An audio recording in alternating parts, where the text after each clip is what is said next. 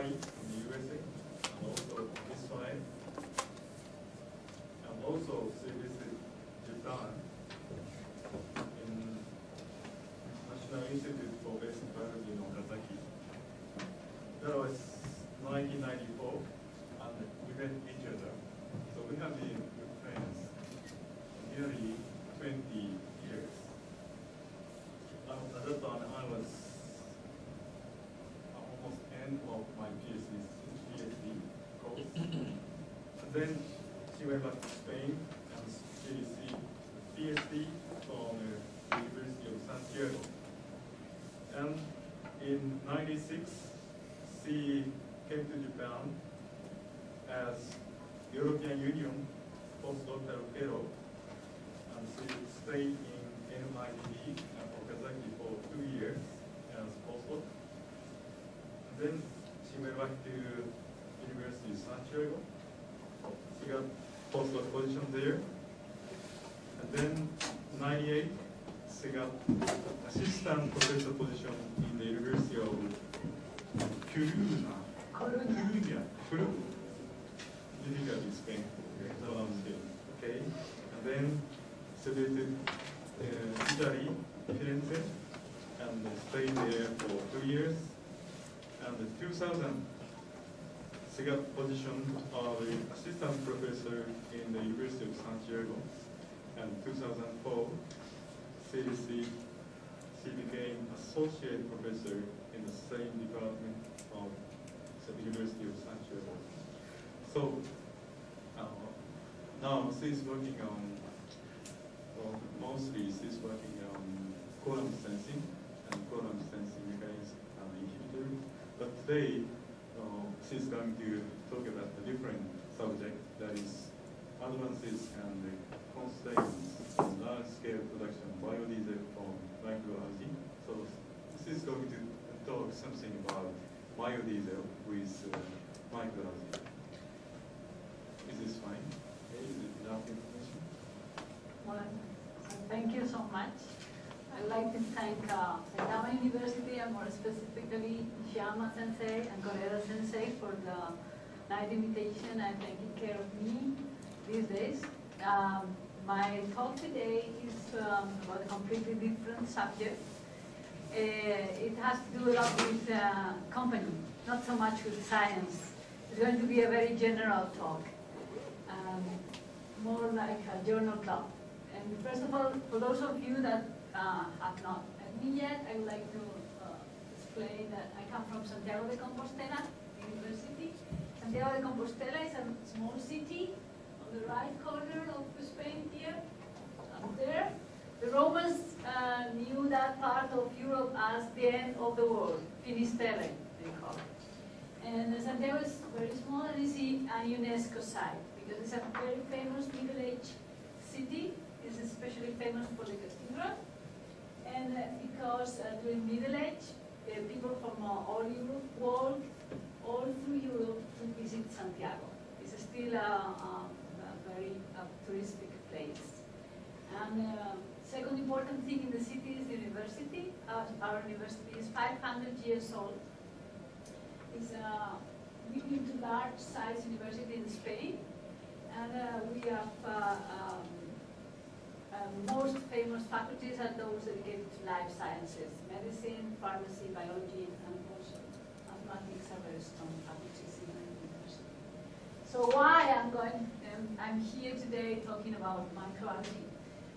That was because I took my PhD in this university in a group that was dedicated to marine biotechnology and aquaculture. And at that time, we were among the very few groups in Europe that were working on microalgal biotechnology.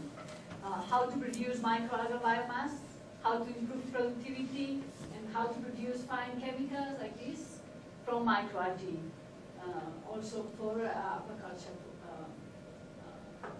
applications, like to produce small oysters or small fish that also feed microalgae.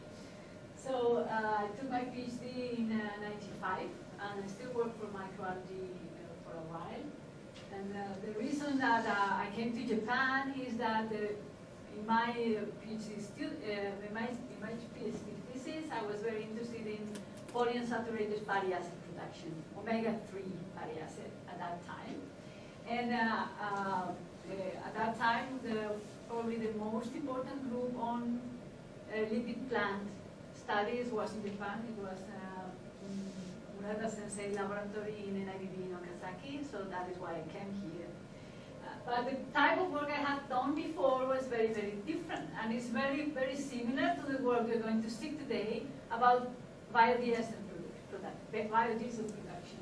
So we were working on how to produce algae and what kind of things you have to do in your reactor to produce algae, from changing the harvesting rate to nitrogen limitation. So this is probably the last publication we had in our lab on this type of production techniques. That was 2008, and then we focused on bacterial communication and microalgae studies. Microalgae studies become less important in our laboratory, and that was a very, very, very, very bad decision. Just the wrong time. Why? Because 2008, well, this is just for explaining you, this is Murata Sensei laboratory, and you can see here Nishiyama Sensei, and Iwana Sensei has not arrived, but he said that he will come today, and me and there on the bottom, working on lipid biosynthesis. So we decided to stop working intensively on microalgae in 2008, and that was a very bad decision. Why? This is what happened in microalgae research in 2008. So you can see that the number of publications on microalgae is very steady, and very few people working on microalgae in the world. This is a microalgae in database, or publication in database with the word microalgae in the title.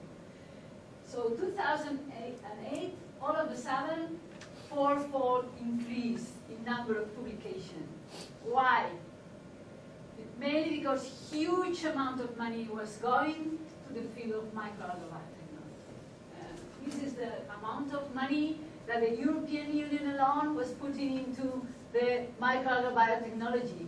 So for those of you that don't know, the structure of European research is are blocks of 6 years, so very little amount in the FP5, very little amount of money FP6, all of the sudden, during FP7, 2007 to 2013, the European Union alone has put more than 100 million euro, which is 16,000 million yen on microalgae research, applied microalgae research. So why? Why all this money all of a sudden, 2008? This is just some of the demonstration programs that are going on in the European Union. And not only the governments in Europe and the United States are putting money, private companies are putting a lot of money. So you have now many different organizations, journals, even some new scientific magazines on algal biotechnology. This is ExxonMobil. Almost every energy company has their own algal biotechnology program. ExxonMobil has invested, is working with Craig Venter on this to develop new strains. And this is what ExxonMobil has said this year.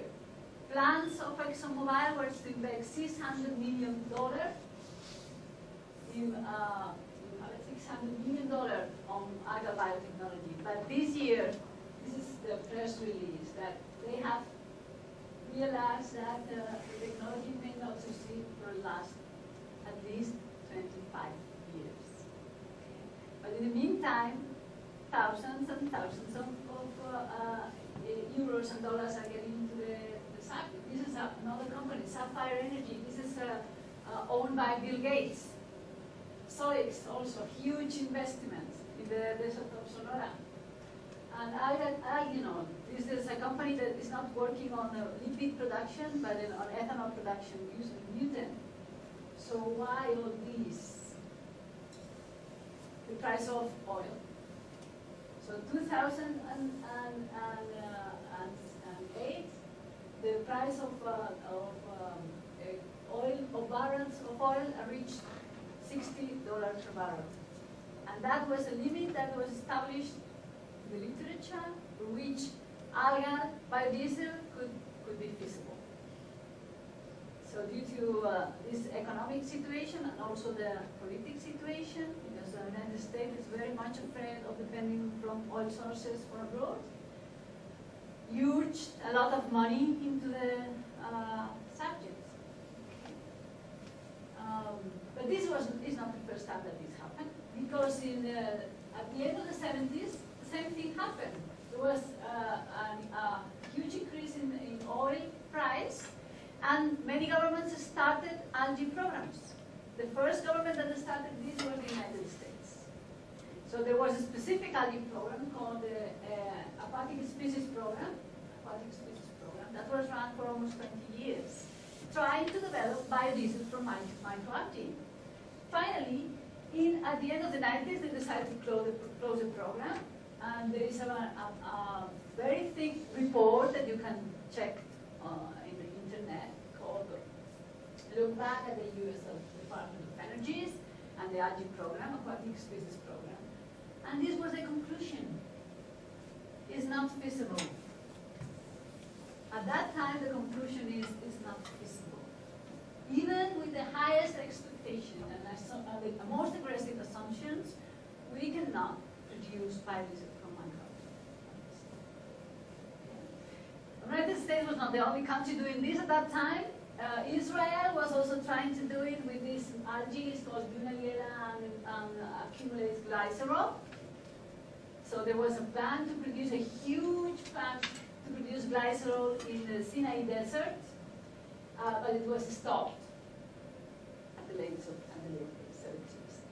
And also Japan was in the first microalgal rush, but it became a little bit late. The interest in algal biotechnology in Japan during the 80s was more focused on CO2 removal than on lipid production. And there was a specific program called the Biological CO2 Fixation and Optimization Project. A huge amount of money and a huge amount of researchers were working on that. So that was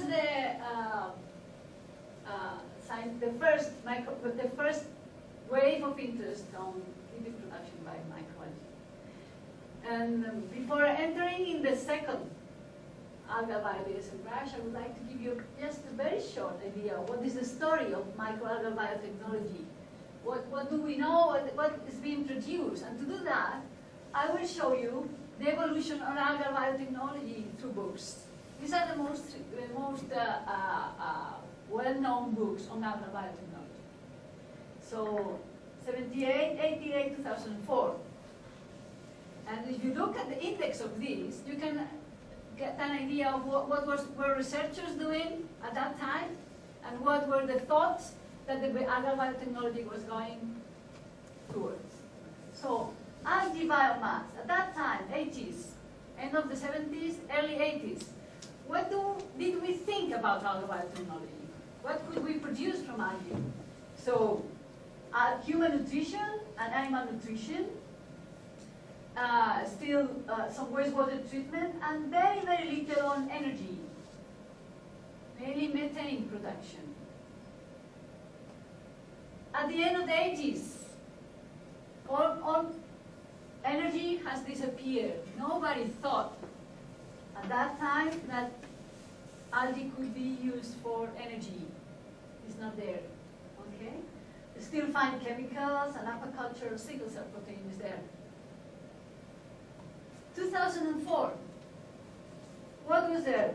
Still nutrition and fine chemicals and wastewater treatment, a little bit of hydrogen and methane, but no biodiesel. So at this time, 2004, scientists did not think that we could use algae to produce biodiesel. And this is what the editor of the book wrote in the introduction. At this stage, the use of microalgae for global carbon dioxide reduction or energy production is unrealistic. This is 2004. All right? We're going to see what happened a couple of years after that. So this is what the scientists thought, 2004, and what did the industry thought, what we were producing.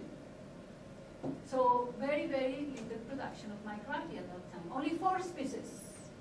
So chlorella is produced mainly in Japan and in Western Asia for human nutrition, $100 per kilo. Spirulina is a cyanobacteria produced also in Asia. Price is also close to 100 kilo. Lunariella produced in Australia in large ponds and intensively by a Japanese company in Israel. Price around $4,000 kilo.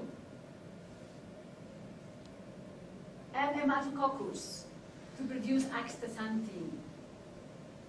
It's produced in Hawaii and in Israel. Very, very small production. Probably more than $4,000 kilo. And that's all.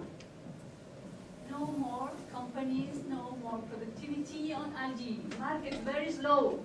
Only 7,000 tons per year produced all over the world in 2004. And you may be asking, what happened with omega-3? Because algae is good lipid.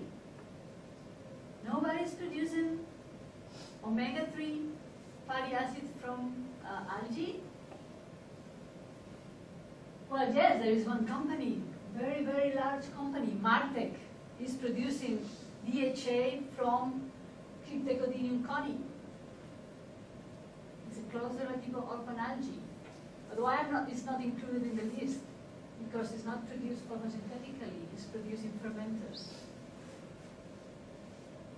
Because photosynthetic production is too expensive. So that was the situation. Scientists did not believe in it. Companies were not producing at all, or very small amount. And then we got to the second biodiesel rush. The second biodiesel rush started in 2006 with a barrel of oil arrived at $60. And at that time, everybody thought, okay, there was a great interest in clean energy, and algae was the perfect source of clean energy because it was a combined source of different energy types. So you can get hydrogen, you can get lipid, you can get ethanol from the starch, and also biogas. Everything you want, just put in light. Looks very nice, looks very simple. And advantages. So everybody talked about the advantages of algae. Algae grow faster than plants. Algae have higher photosynthetic efficiency than plants. You can cultivate algae in land that cannot be used for agriculture, and therefore it does not compete with agriculture. And it has a very high lipid content. So at that time, many bravely said, if we want clean energy, we have to go for algae. The problem is, what is the cost of production and processing the biomass? Okay. So this was the first calculation that was published and which created too much expectation. It's a paper by Chisti, 2007, and he calculated that only 1% of the total agricultural area of the United States was enough to produce enough oil to cover 50% of the needs.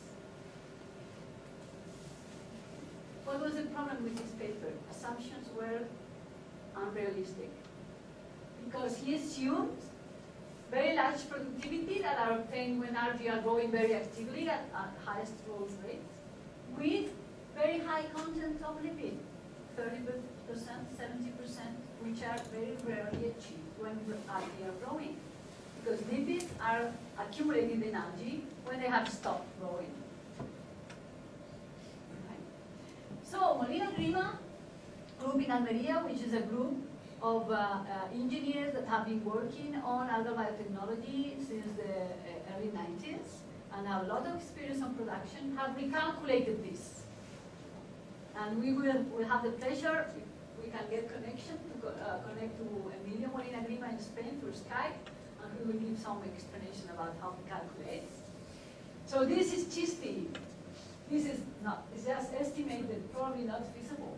But we have some examples of algal cultivation that can reach very high productivity, almost as high as those reported by CHISTI. And these are real numbers, produced with real microalgae, very high productivities, much higher than lipid productivities than oil plants. Okay?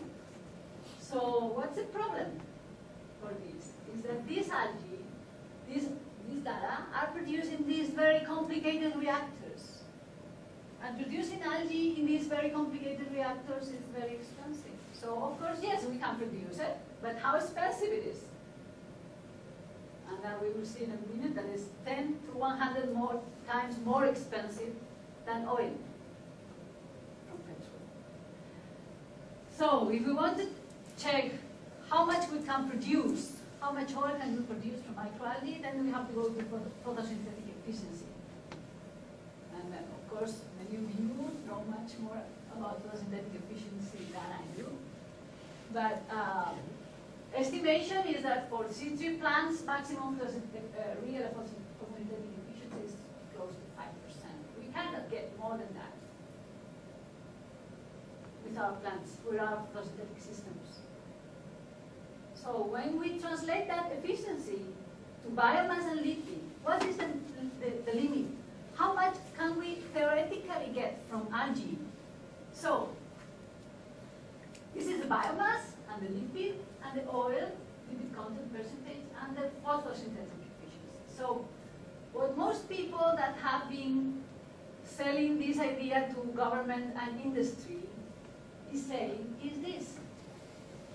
They calculate a biomass productivity per hectare of around 300 tons with a very, very high lipid content, 40%. That would need an oil content of oil productivity of 150 tons of lipid per hectare per year. That is 200 times more productivity than oil plants. But if you make calculation on photosynthetic activity, on photosynthetic efficiency for such calculation, photosynthetic efficiency has to be 14% to achieve these numbers. So unrealistic. We cannot imagine an organism with a 14% photosynthetic activity right now.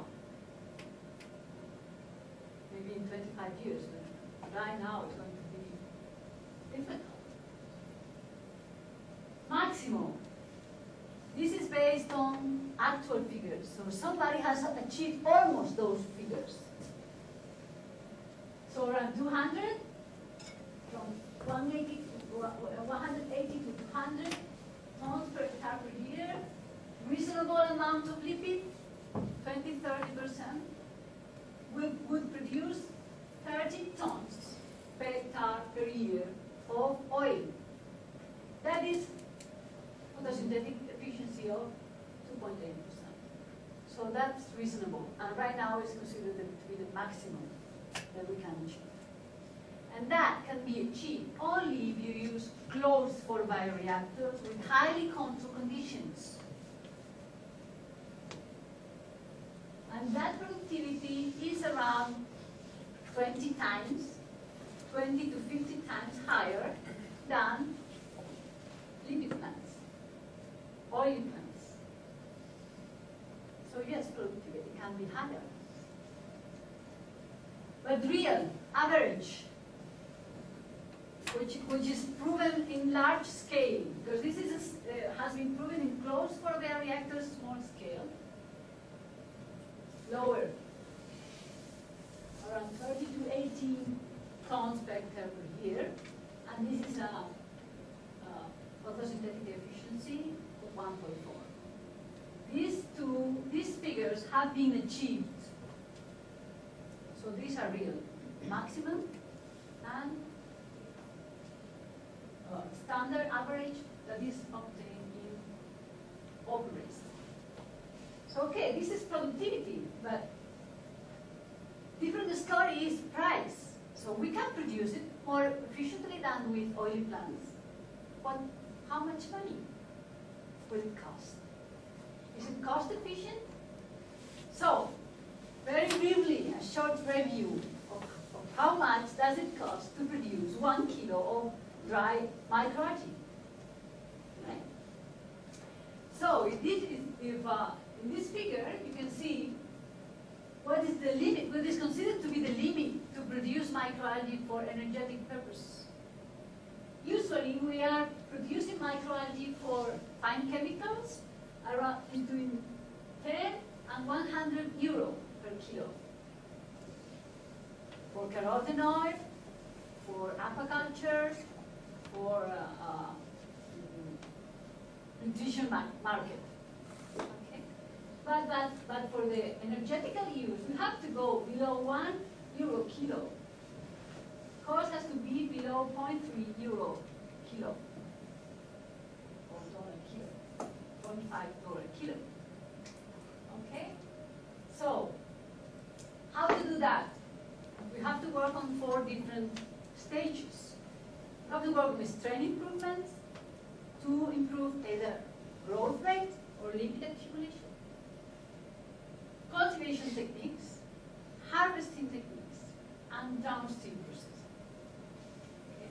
I will focus on cultivation techniques. But first of all, I would like to give you an idea, since most of you are molecular biologists, what type of characteristics the ideal microalgae has to have.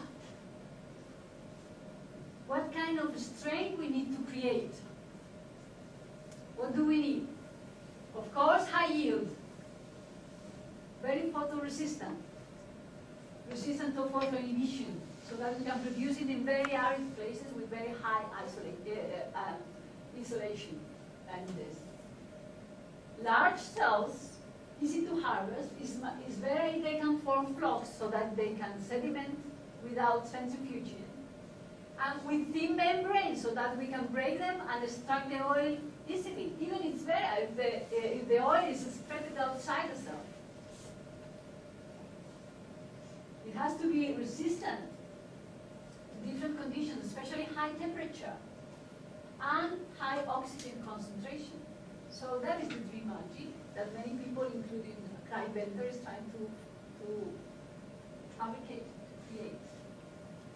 So cultivation,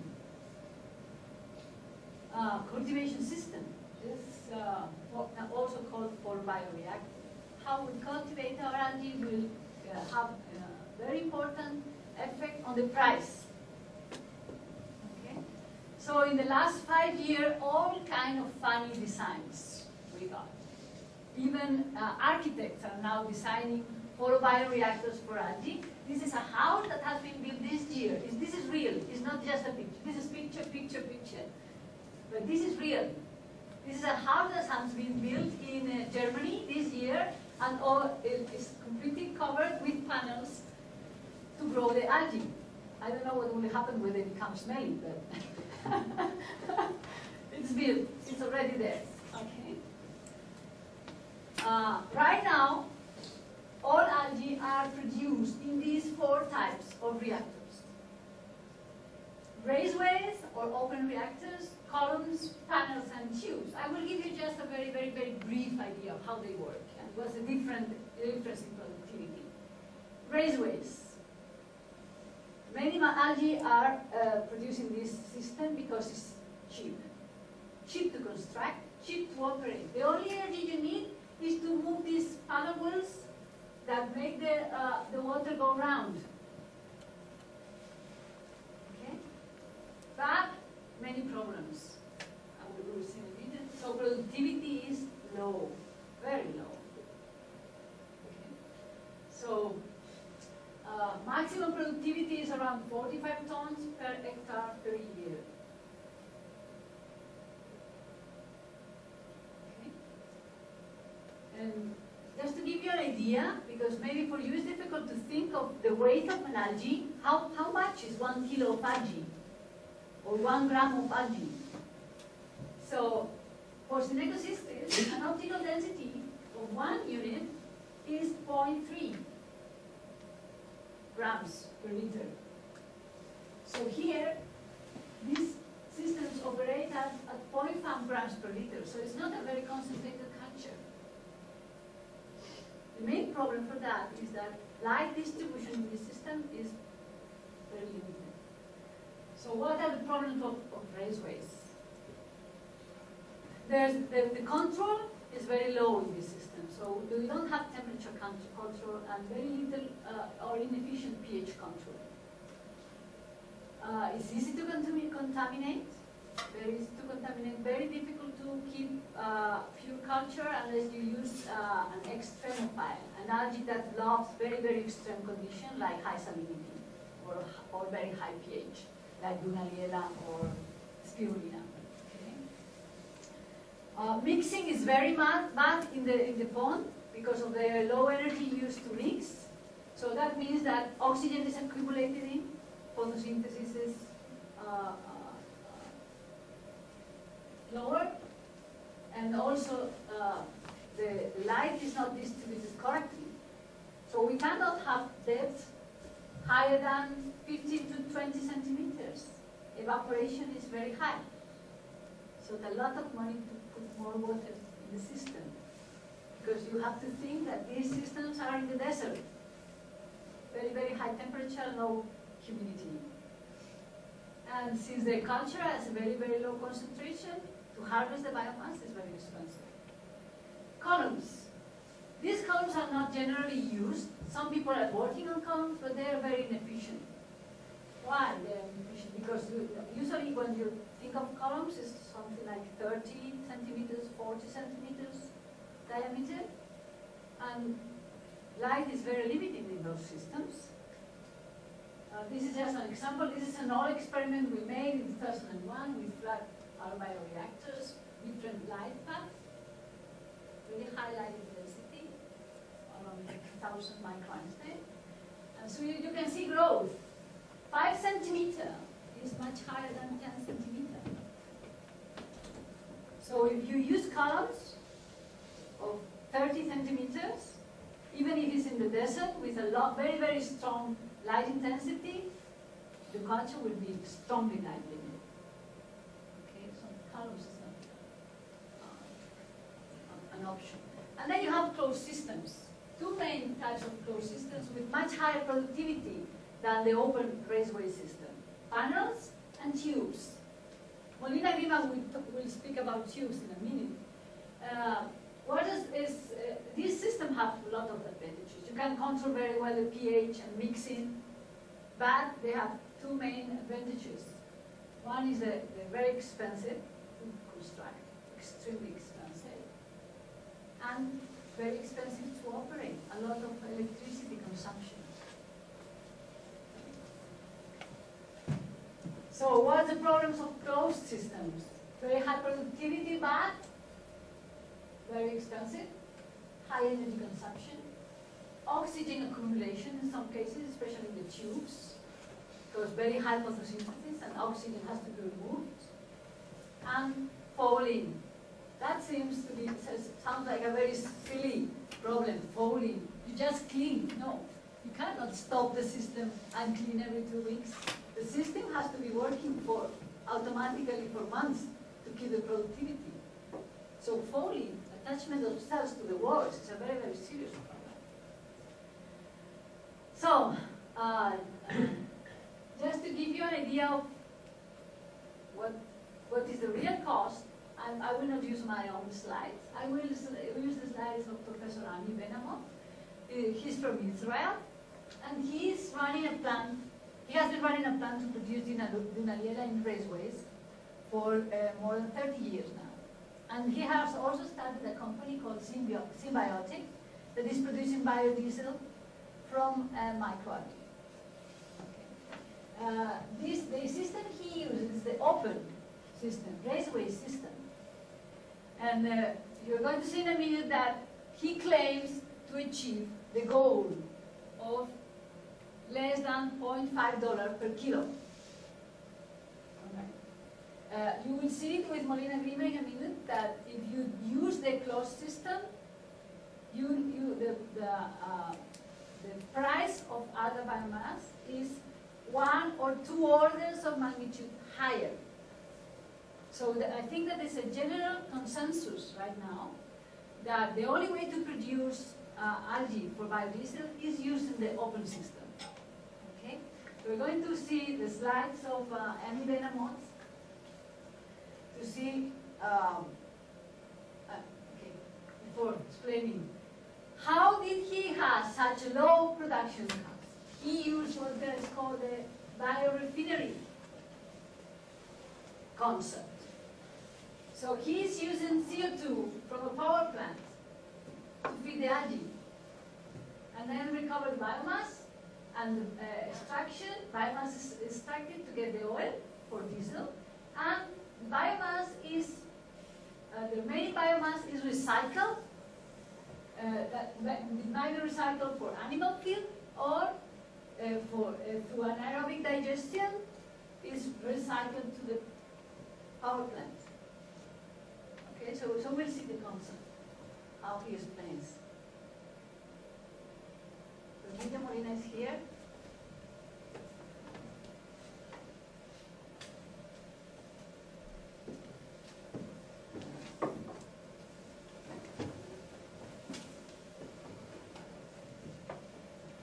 So this is a presentation. I am in Benamont in 2009, explaining the technology of symbiotic. And first, he explained that his technology is derives from the knowledge of the production of Dunaliella in these raceway ponds in Israel for the Japanese. All these Dunaliellas. You can see it's a very, very sophisticated plant. Everything is computer controlled. Yes,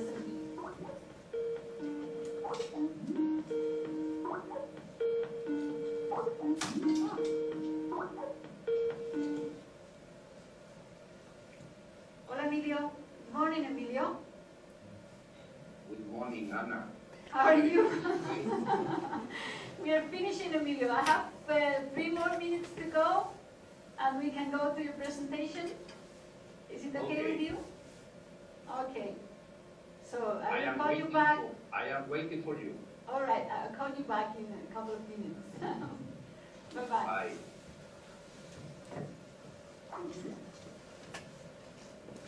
So this is Dunaliella plant, okay? And this is the cost of Dunaliella biomass. Indeed, that system, which is a system that most people believe that will work for biodiesel. So the cost of the production of Dunaliella is around $17 per kilo. Okay. So this is now he explained what is the breakdown of the cost. What is most important there? Manpower is the most important cost. 50% of the cost is the people working there, keeping stock cultures, keeping inoculum, changing the water and preparing nutrients, cleaning ponds for new inoculation. Around 50% of the cost is the manpower. And then second, CO2. And CO2 consumption is very high during summer, because in the ponds, a lot of the CO2 is lost to the atmosphere. Third, water. Water is not for free. You have to pump it, you have to filter it, you have to chlorinate it, disinfect it. So it's also expensive.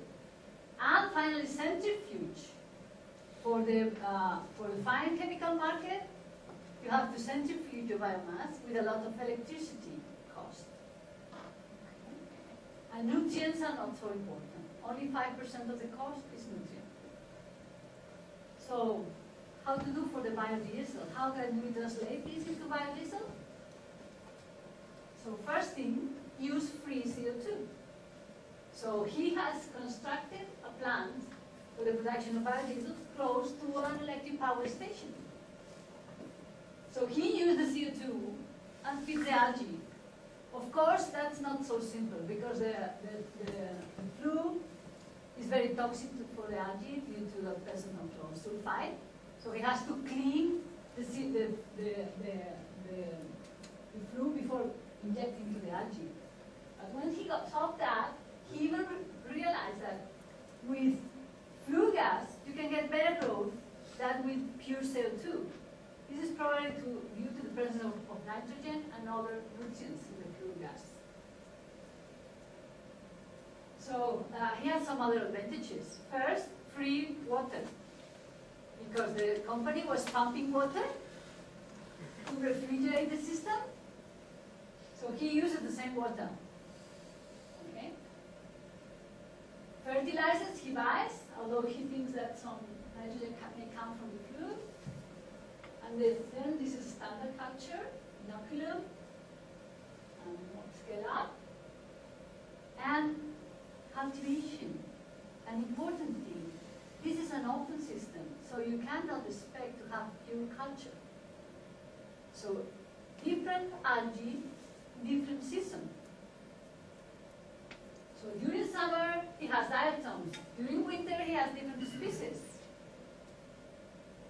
Because you cannot expect to have pure culture on that. So he reports quite a good productivity.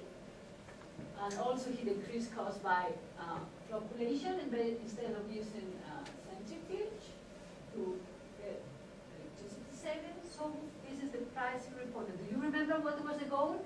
0.3. So he said, yes, I can do it. 0.3, I can do it. Right? Well, this is not that easy, and Emilio will explain in a minute. Because his calculations are very optimistic, because he has free water, free electricity, free land, and all those things were not considered in his calculations. Right?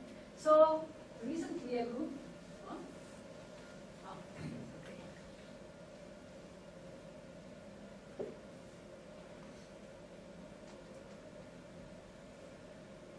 still there was one thing that was considered by Amy Benamos is that you can further decrease the cost of your microalgae by using wastewater.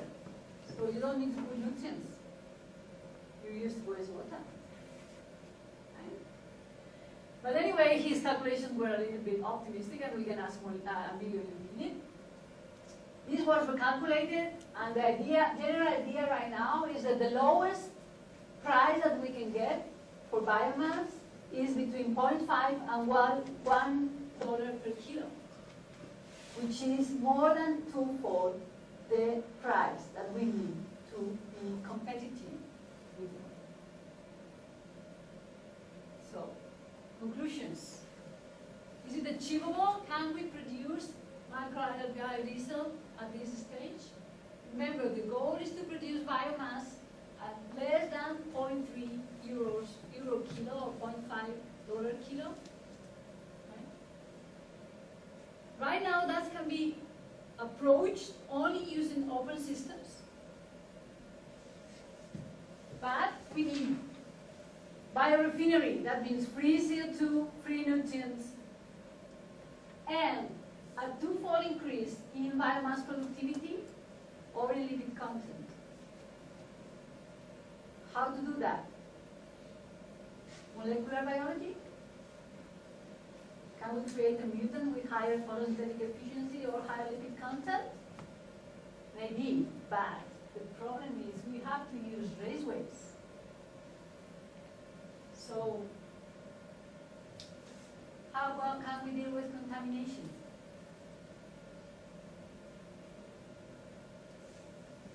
Because an open raceway is not suitable to cultivate and genetically modify organisms.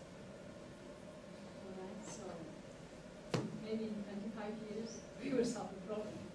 So that's all, and I do that. Well, this is Emilio Molina and Abrelastian. Many of the data I presented come from the laboratory, and I will talk to you in a minute. And some of the projects we are involved in Spain. So if you don't mind, I will call Emilio again, and he can start presentation.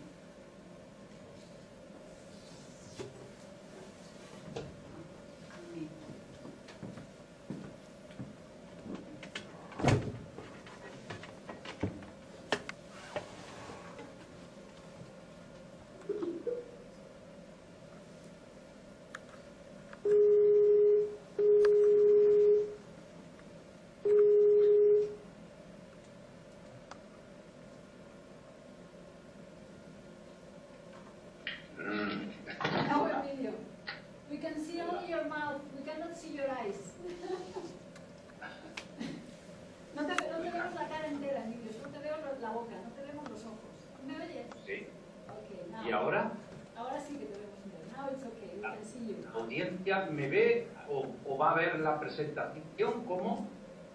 No, va a ver la presentación. Ahora mismo te están viendo, sorry for Spanish. Te están viendo, pero van a ver la presentación. So you can say hello. Good morning to everybody.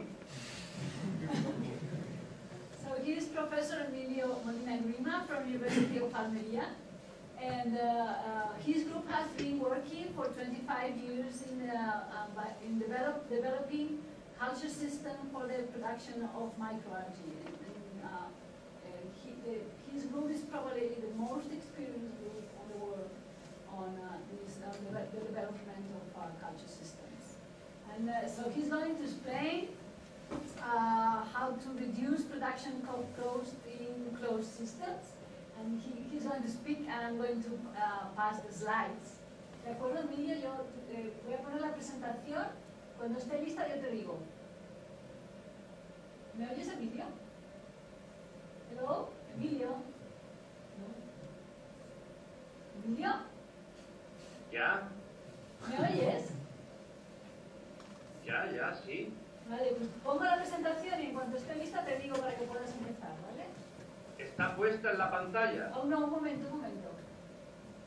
Sí, oye, sí, Ana, ¿Sí? he subido la última versión al Dropbox ahora hace un ratito, A ver si la encuentro. que se llama Japón 3.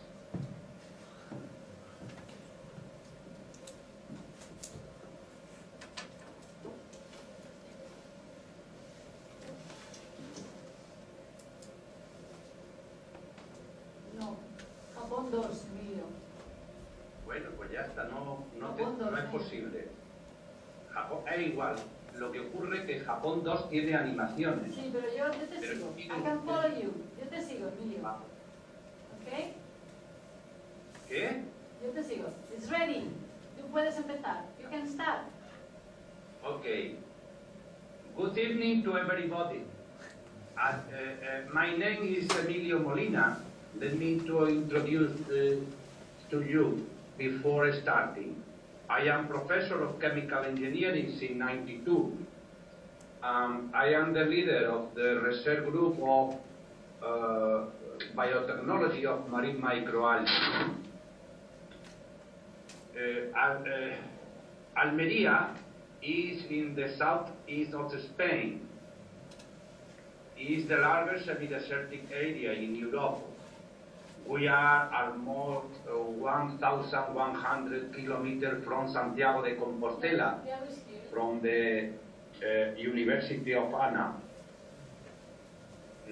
This is a region with a high solar irradiance, with low water availability, but however, can you hear me, please? Yes. Anna, Yes, we can hear you everybody perfectly. hear me? Perfectly, Emilio. Okay. But however, in the last 30 years, we have developed the largest area in Europe for producing early vegetables under greenhouses, more than 30,000 hectares of plastic greenhouses. And we export early vegetables and technology worldwide. You can see in the bottom two images, satellite images in the last 30 years, and you can see from the space, some astronauts say, okay, we can see from the space very few specific sites in the world, but the greenhouse in Almería are very well seen from the space. More than 30,000. We are the export everything to Europe, mainly.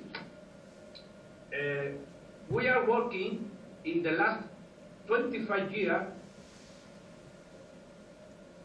in biotechnology of microalgae, covering almost all the aspects from the cell to the product. And we have developed bioprocess within the pharmaceutical, nutraceutical, food, and bioenergy area. Next, please. Yes. My short presentation deals with the topic of microalgae biofuel. cost. And specifically, I would like to focus in this question mark. It is possible to produce biofuel from microalgae. As probably you know, the microalgae biomass market produce a little less than 10,000 tons of dry biomass per year, as an average production cost of about $20,000 per ton. However, to meet the biofuel market requirement, it is absolutely necessary to increase the production capacity by at least 4 orders of magnitude. That means that we have to multiply by 10,000 the current production capacity in the world in order to reduce production cost by 2 orders of magnitude. We must to reduce the production cost by dividing by 100 minimum.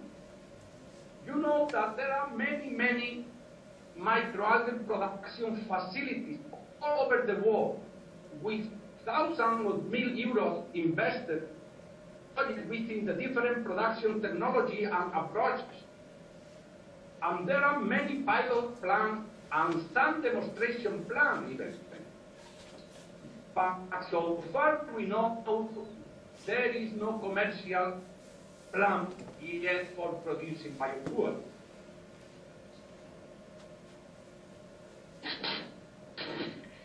As you know, next is solar energy available in the different zones of the planet. Anna, yes, I am realizing that the connection is not good and probably the audience is not following me. No, we can hear you perfectly, Emilio. Everything is okay, really, Yes, Anna? yes, we can hear Okay, you. go on. The maximum solar energy available in the different zones of the planet without concentration of solar energy, okay, is between 350 watts per square meter to almost 0. But in temperature climate, as the area in Almeria is around 250 watts per square meter. But assuming that the maximum photosynthetic efficiency, as probably Anna explained you before me, is around 5-6% of the total photosynthetic active radiation impinging on reactor surface, the maximum biomass production we can expect in the optimal condition with a photosynthetic active facility of about 5% is no more than 200 tons per hectare. But keeping in mind that the content of, in workable condition, of course, of saponifiable lipid is no more than 50%, 15%, you cannot spare more than 30 tons of oil per hectare. Therefore, the challenge is to produce the maximum amount of energy at the lowest cost. Next, please. Yes. Here, in this slide, you can see 3 different pilot plants we post in Almeria. The tubular one, the flat panel one. The flat panel one is allocated in a power electricity plant consuming flue gases from the chimney, and the raceway one. All of them, the 3 technologies, can produce a little less than 5 tons per year of dry biomass.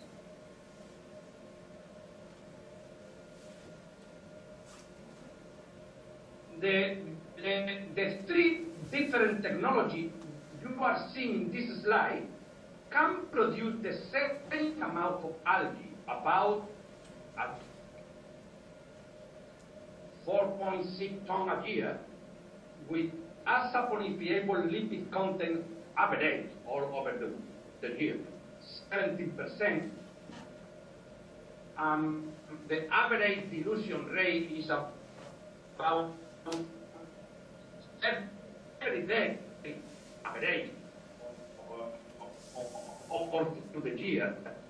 We introduce fresh medium 35%, and at the same time we harvest 35% of calcium, average, all through the year.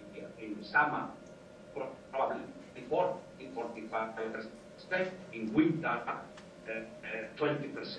Even sometimes, as now, that is a very cool season, not very cool. Now the temperature here is 12 degrees, now, at this moment, in the morning. So, this technology consumes quite a lot of energy over the tubular technology. Why? Because we are obliged to pump the fluid through the tube in order to overcome the pressure drop due to the friction of the fluid in the wall of the tube. We have to spend energy in the removal of oxygen in the degasification column, in the bubble column. We are obliged to spend energy in the water recycling, because after harvesting the biomass, all the supernatant with nutrients not consumed yet in the photobioreactor are recirculated to the system again. Okay. Next, please. Yes. Here you can see a very, very simple energy balance. Keep in mind that for the tree technology, we produce about 30 kilograms of dry biomass per day. So, in the tubular system, you can see how we spend a little less than 600 megajoules a day.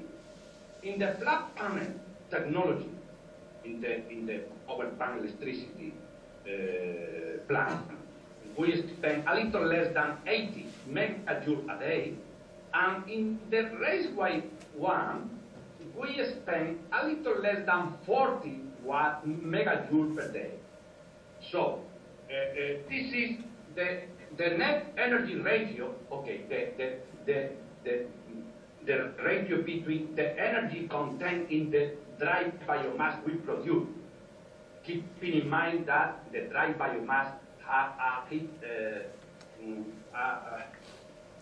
energy content of about 20 megajoules per kilogram. So, divided by the energy that we consume in producing that amount of biomass, you can see how the net energy ratio is less than 1. 1 is neutral. So less than 1 with tubular, 3 times more energy produced than the energy consumed. Emilio? Lost. Emilio? Yeah? No, we lost the... Any problem? No. Yeah, Is there any problem? No, now I can hear you. You cannot see me? Sí, I can hear you, so I can continue. Puedes continuar, Emilio. Sigue, que te oímos. Okay, go on. So, in the raceway, you can see how the energy balance, you can produce 6.54 times more energy than the energy consumed in producing this amount of biomass. So, from the point of view of producing biodiesel, you cannot use tubular technology, because as you can see, only for producing biomass, the energy balance is negative. It's negative because it's below 1.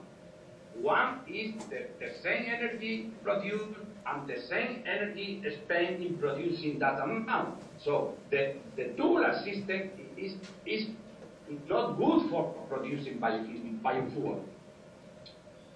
Now Next, please. Yes. Anna? Yes, yes, Emilio. Now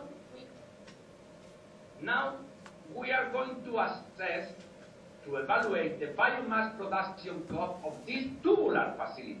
Why this tubular facility? Because the tubular facility is operating for more than 5 years. The flat panel is only running for more than 1 year, and the railway for 3 years. So we have much more confident data for tubular technology that, okay. Now I am going to evaluate the biomass production cost of this nice technology.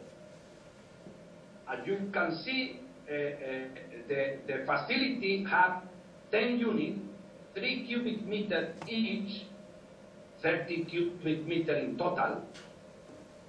And this facility is under a greenhouse, occupying about 500 square meters. The methodology cost analysis that I am going to present, you can get this methodology from this paper. I would like to say that this technology was built up according with the engineering biotechnology rule, but using obviously greenhouse technology. The simplified flow, next please. The simplified flow diagram of the production process is shown in this block diagram. In addition to photobioreactor, the facility is equipped with all the necessary ancillaries, a central unit for automatic medium preparation, because we need a lot of medium every day. We change about the 35% of the reactor volume every day. So a central unit for automatic medium preparation is absolutely needed. From different stock solution of fertilizer, we don't use chemical, we use agriculture fertilizer for growing microalgae. Then the medium prepared is pumped after filtering, after ozonization for sterilization. The medium is pumped to at the imposed dilution rate, and at the same time the flow rate of calcium rock is harvested by centrifugation. The centrifugation is the current harvesting system we use. And then after harvesting, we dry the biomass by deoxidization to obtain a dry biomass as a final product.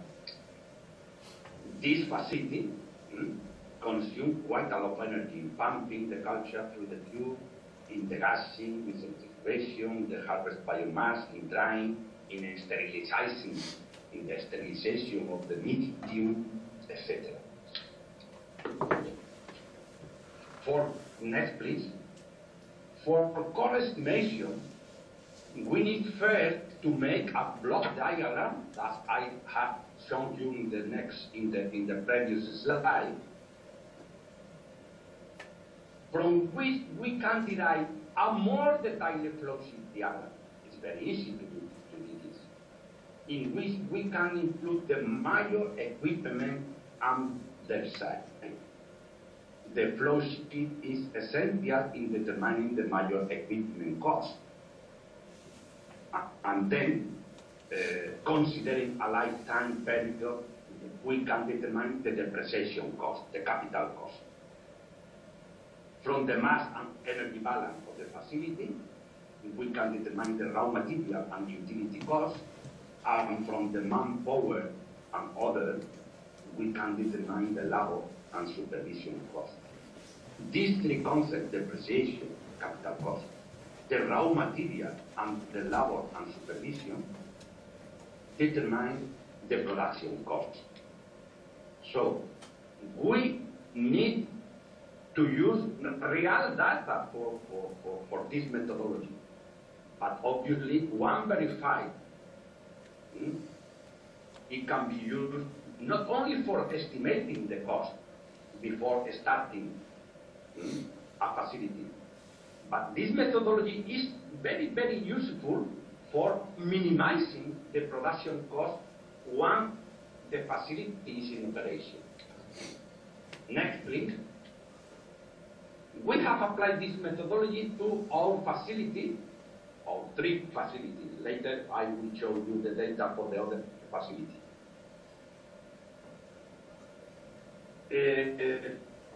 You can see in the first box operational parameter. It includes in this the tubular system have a volume to surface ratio of 75 liters per square meter, etc., etc. According with the data, with real data, we can get the major equipment is about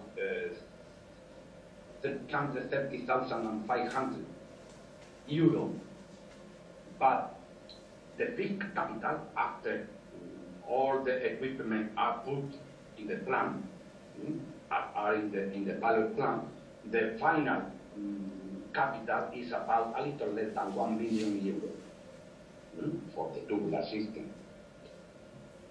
So, considering a lifetime of 10 years, the capital cost per year is about 1,000. No, 110,000, a little more than 110,000 euro. So the utilities is one, the labor, the total production cost per year is a little less than 70,000 euros. So that determines, next please, a final production cost of this biomass of 58 euro per kilogram. This cost is stratospheric for biofuel. Anna? Yes. Any problem? I'm following. Te vimos en vídeo. Estamos en los 58 euros por kilo. Te seguimos. Perfecto. So, I was telling you that this cost is absolutely stratospheric. This cost is very nice for valuable products. In fact, currently we are using the tubular technology for producing lutein and for producing valuable products, which cost allow to use this expensive technology. Okay, but the most important, this cost 38 euro per kilogram correspond to the actual production. This cost has been verified for external audition. Bank people, expertise in determine cost. But more important than this amount are the consequences that we can get through this methodology, because we can see as the contribution of the manpower to the total cost is about 50%, and the capital cost about 42%. Obviously, if we want to reduce the cost, the most important aspect in which we have to work, and in fact, is in labor and capital cost, not in raw material and utility that only represent very few percentage of the total cost. Within this capital cost, next please, in the animation please, this is the one, you can see how within the capital cost, the photobioreactor is the major cost, obviously the lyophilizer, the freezer dryer, and obviously the centrifuge. We think that the utilities and raw material, obviously the power consumption, because the pumps are 24 hours working by impulsing the fluid through the tube. So, and finally, in the labor cost, you can see how the labor represents 78% of it within this labor and general plant overhead part of the cost, of the analysis of the cost. Next, please. Yes. Okay, how to produce biofuel from microalgae? We have to reduce substantially the production cost and the energy consumption. How? By increasing the size of the plants, by taking advantage of the economy of the scale. This technology that occupies 500 square meters, or the flat panel technology that occupies 700 square meters, and or the railway one technology that we have in the pilot plant that occupies 1,000 square meters are almost twice within the biofuel market. So we are obliged to increase the size of the plant in order to take advantage of the economy of the scale. Another way in reduction is reduction the cost of the photobioreactor itself.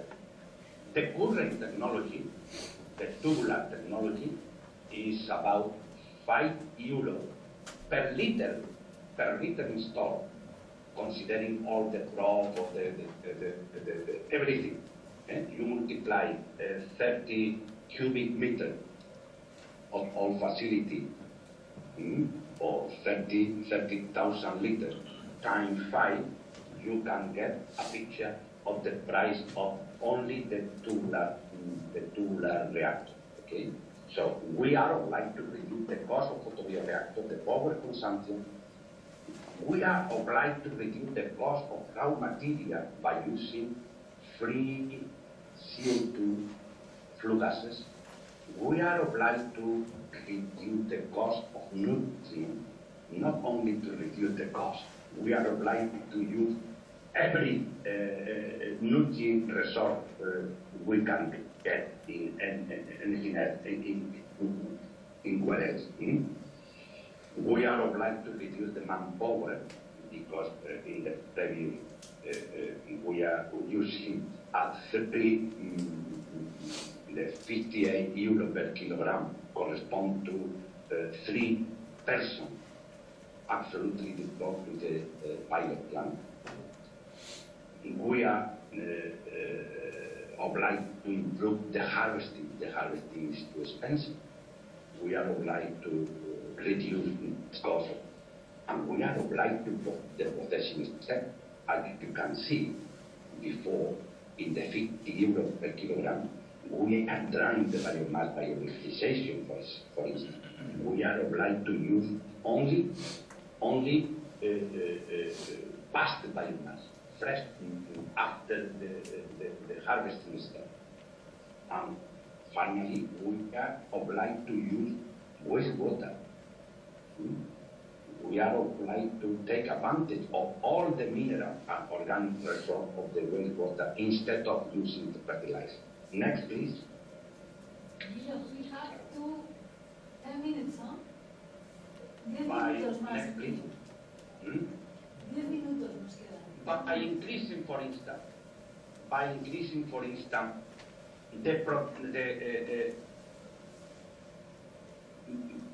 the multiplying by 50, instead of producing less than 5 tons a year, the same tubular technology for producing 200 tons a year, the final cost is less than 10 euro per kilogram. But as you can see in the animated presentation, Anna, please, Yes. you can see how here we don't use the freezer dry because we don't dry the biomass. In the harvesting, we use a previous sedimentation step in order to centrifugate only a much less volume of biomass. We don't use the sterilization by ozonization here. So no sterilization by ozonization, no a big centrifuge, no drying of biomass. So that's why we are using the increase of the production capacity in order to we can reduce easily till 10 euro per kilogram. But in any case, the photoreactor constitutes the major cost of the equipment. How to produce biofuel from microalgae? How we can reduce the production cost? Next, please. Yes. You can see how the 10 euro per kilogram in the first figure correspond to the cost analysis of tubular systems that cost about 5 euro per liter.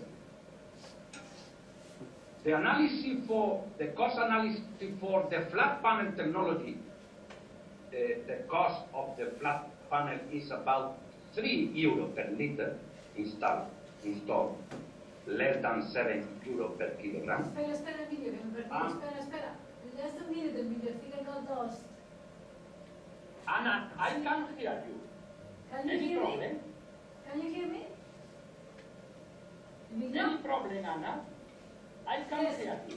I got lost because we were in the 200-ton slide. Estábamos en la diapositiva de 200 toneladas y después pasaste a flat panel. Pero yo no veo ningún flat panel.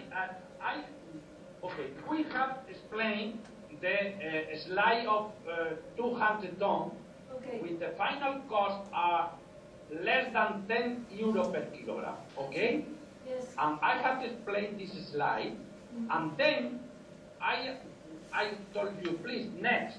Yes. Next is reduction, how to reduce the production cost, how? Okay. And I am telling you, in the first figure, that only by decreasing the cost of the photobioreactor, the first figure, Yeah. in the first bar, Yeah. 9.8 euro per kilogram correspond to the tubular system, 6.7 euro per kilogram to the flat panel, Yes. 3.5 euro per kilogram to the raceway Okay. technology. But this corresponds, 1 euro per liter is too expensive for a raceway. We can even arrive to 0.8 euro per liter for the raceway. And the final cost using would be 2.1 euro per kilogram. Because 0.8 euro per liter means that in 1 square meter of raceway, you have 200 liters. So it is a price that you can achieve, 0.1 euro per liter. So this first figure is a clear example how, if we can reduce the cost of photobioreactor, keeping the photobioreactor as efficient and near the maximum photosynthetic efficiency, running in the maximum photosynthetic efficiency, so the cost can be reduced almost 5 times less. So in your right, you can see the influence of the CO2 cost. The previous cost corresponds to a cost of CO2 of 300 euro per ton. This is the current CO2 we are using. But if we were able to use free CO2 as in the power electricity plant that we are using flue gases from chimney, the cost could pass from 2.1 euro per kilogram to 1.4 euro per kilogram. But in the next, you can see in the next figure, you can see the influence, the impact of the labor cost on the final cost, reducing by the automation of the facility. So this cost, the previous cost, have been obtained considering 1 man per hectare, but we are obliged to reduce because in a plant, automatic plant, we don't need 1 person per hectare. So we can achieve the 1 euro per kilogram. And finally, in the last figure, you can see the impact of the culture medium. Instead of using the current culture medium that cost 400 euro per ton, instead of using wastewater, free cost wastewater, the cost could be reduced to 0.7 euro per kilogram. So, one of my final picture is the next one. Ana. Emilio, tenemos 2 minutos. 2 minutos. Sí. Yeah, 2 minutes. Okay, here you can see 6 different scenarios.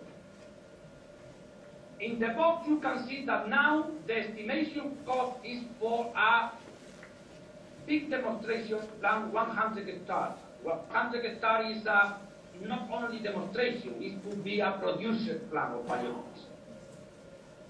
100 hectares. Here you have 6 different scenarios. The first scenario is using CO2 and fertilizers. The technology is open pond raceway. The productivity we are considering in this analysis, cost analysis, is real, actual productivity, and the harvesting by centrifugation. The scenario 2 is exactly the same than the one, but instead of centrifugate all the biomass, harvested biomass, a previous sedimentation plus centrifugation. The scenario 3 is exactly the same than the 2, but instead of using CO2 and fertilizer, we use free flue gases and wastewater. And the harvesting is exactly the same. Flocculation, sedimentation plus centrifugation. The scenario 4, instead of using is the same. The scenario 4 we are more the same than the 3 because we a little more sophisticated sedimentation step. The scenario 5, the fifth scenario is instead of using centrifugation, a final filtration. And the scenario 3 is the utopical, the theoretical, is that everything is running at the theoretical 5% of photosynthetic efficiency. And you can see how in this we can produce biomass less than 1 euro per kilogram using always flue gases and wastewater. Obviously, in the hypothetical scenario, on the theoretical one, we can produce gas biomass less than 0.2 euro per kilogram. Finally, I would like to say that we are obliged to use the wastewater instead of fertilizers. This is Anna, please. Yes. The last one. This is the last one. Anna? Yes, The the last one. The last one. It's only a sample for telling you that even the lab for producing only the 10% of the petrodiesel consumed in Spain in 2009, we need more than 17 million tons of biomass.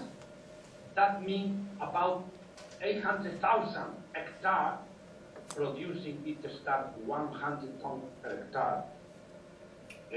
Keeping in mind that we need about 2 kilograms, 1.8 kilograms of CO2 per kilogram. We need 35 million tons of flue gases. 35 million tons of flue gases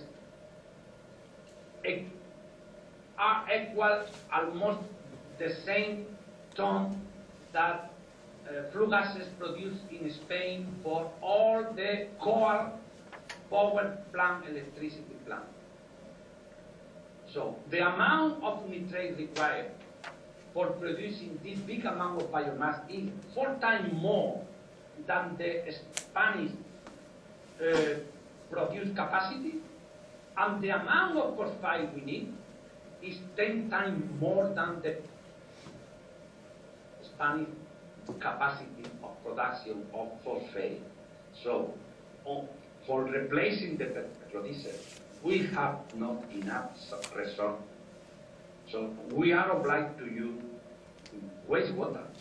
For instance, for a small city with a wastewater treatment station of 50,000 cubic meters a year, per day, we can produce more than 100 tons a year. So, by concluding, please, I would like to say that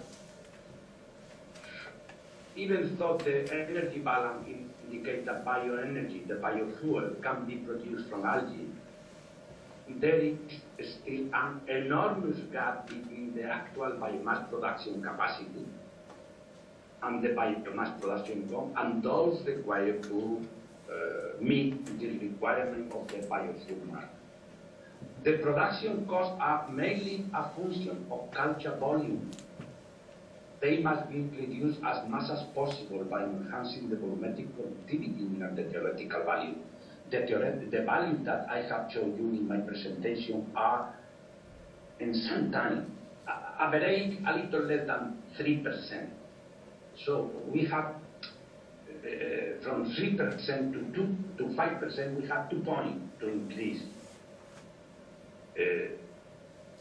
And finally, I would like to say that only by developing very cheap photobioreactor, allowing the operation of microalgae culture near the maximum theoretical value, 5% of photosynthetic efficiency, and by using effluent, flue gases, and wastewater as raw material, will allow to produce microalgae biomass competitive for biofuel markets. This is that I wanted to explain you this morning. Thank you for attending. Thank you so much, Emilio.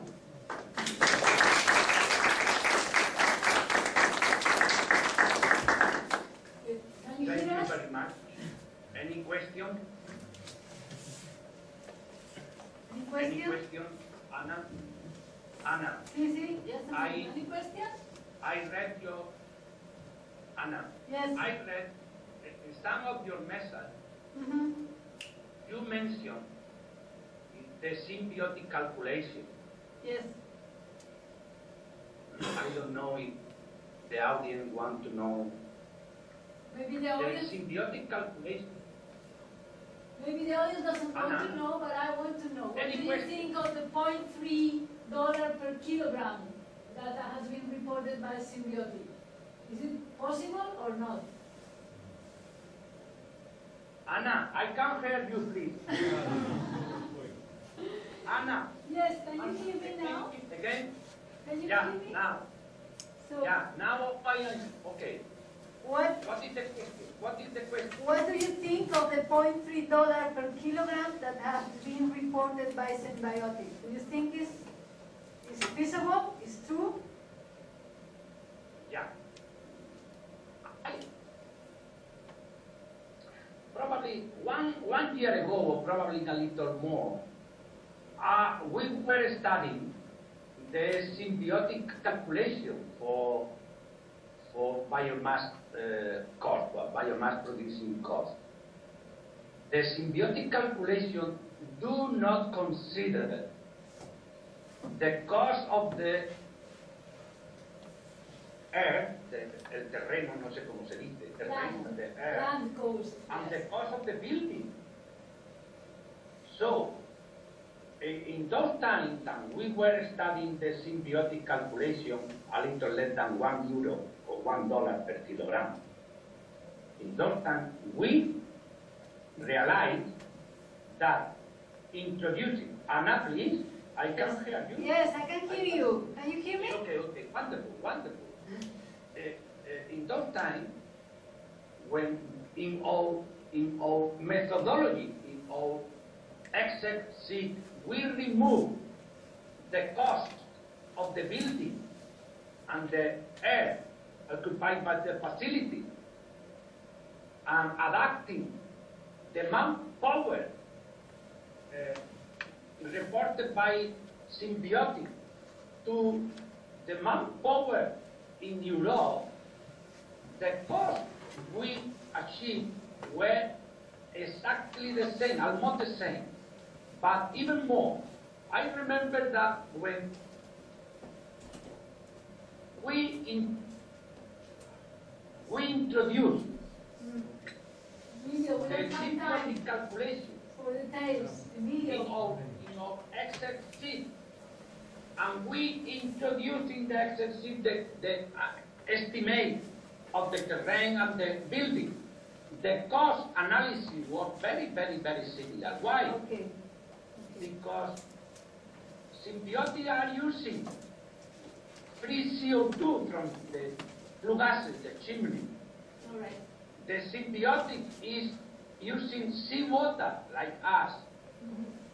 The Symbiotic is using sometimes, okay, the Symbiotic left the microalgae in the open pond all over the year, as we in our open pond growing, but the population, algae population, change all through the year. Depending on the Emilio, can you hear me? everything. Emilio. Maria. Emilio. See, we have to stop it because they have to use the class. So thank you so much. We have to leave the connection now. Okay, Right. wonderful. So Wonderful. thank you so much for your nice explanation, Thank you Emilio. very much to the Japanese audience and the and your host for attending me this morning.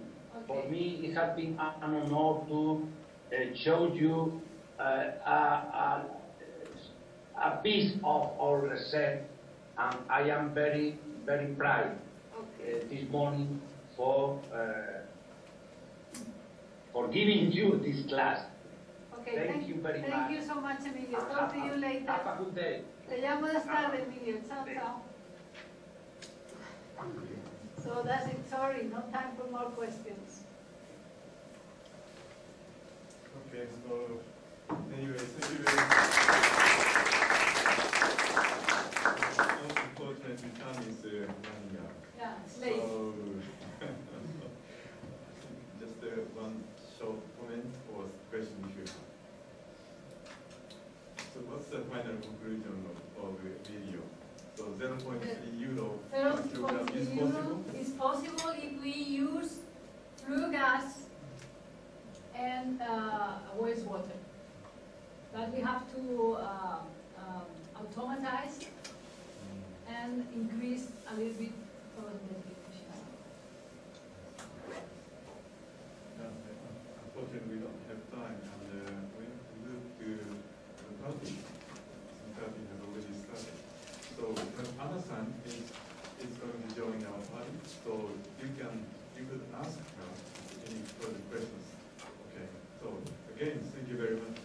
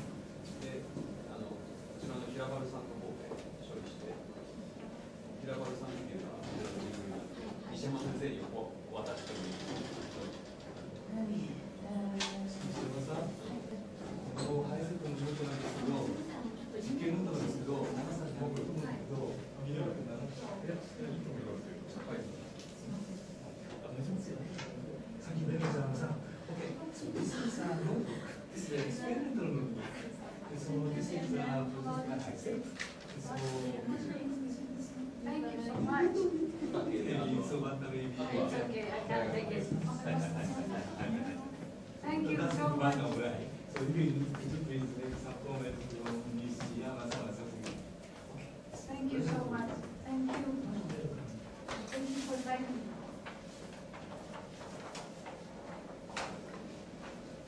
So I got to Omia.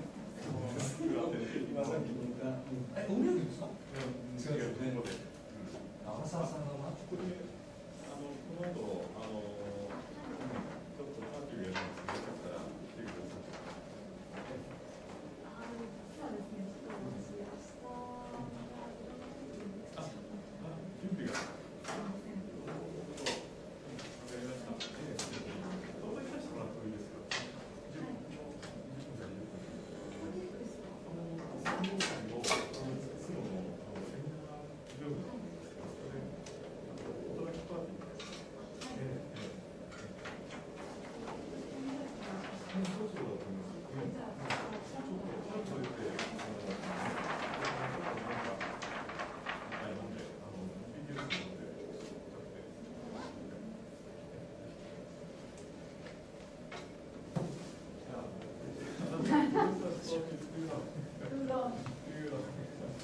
He said 15 minutes, I'm very sorry. It was 15 slides, but it took him 45 minutes. I had 60 slides, but with 60 slides, I even 45 minutes on my own. Okay, Arasa, thank you very much. You're welcome. Just now, so there is short time, but I want to see you again. Thank you. This summer, I visited Spain, Canary Island. Oh, really? That's Yeah. very nice. Very Conference? nice conference. Maybe June. Tenerife? Where? Tenerife. That's right. South? No, Tenerife, north. north. North. Very So nice. what I drove from north to south. There is a big mountain Yeah. with around Stainless. 3. Yeah. I saw that. So on the south and going back to the north. So I Very did nice. there only 3 days. So what a very impressive island. Very touristic. Okay, thank you very much. You're welcome. You see- I hope you enjoyed. Yeah. And also your students. I hope they enjoyed.